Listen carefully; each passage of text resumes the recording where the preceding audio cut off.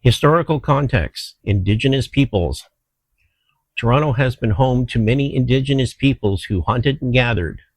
In the 1660s, Anishinaabe people, the Huron-Wendat, the Toon First Nations, the Seneca, Mississauga of the Credit, Iroquois Confederacy, and the Confederacy of the Ojibwe inhabited a vast territory and was the subject of the Dish with One Spoon Wampum Belt Covenant, an agreement between the Iroquois Confederacy and the Confederacy of the Ojibwe and allied nations to peacefully share and care for the resources around the Great Lakes. A five-nation Iroquois Seneca village was located along the Toronto Carrying Place Trail and was called Tiohtià:ke-Ohnen, and was located on the east bank of the Humber River near the current community of Baby Point. This village was established sometime between the 1660s or 1670s and was the Iroquois trading villages that planted the very first seeds of modern Toronto. The name Toronto derives from the Iroquois word Takaronto, which means place where trees stand in the water.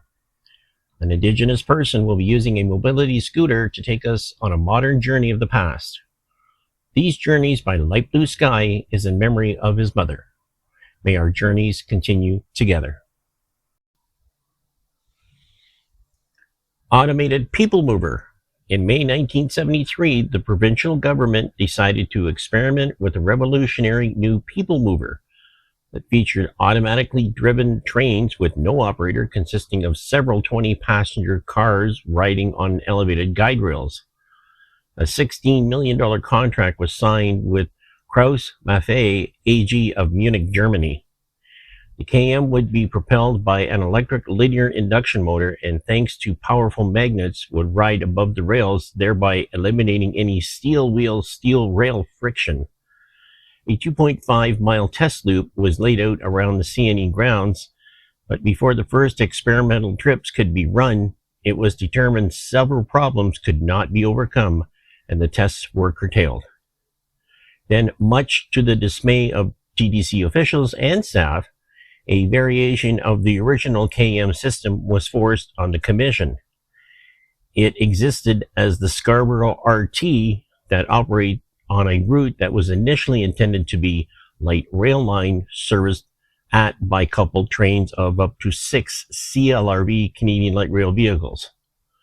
The Scarborough RT has since been dismantled.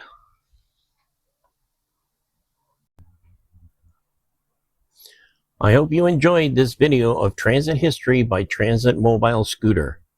Video and editing by Darren Parberry. Narration in this series by James Bowe and Darren Parberry. Thank you to Transit Toronto, Old Time Trains, and the City of Toronto Archives research material. Rehab Medical for scooter maintenance. Etta-Wright for opening background photo. If you like what you see, don't forget to like, share, and subscribe.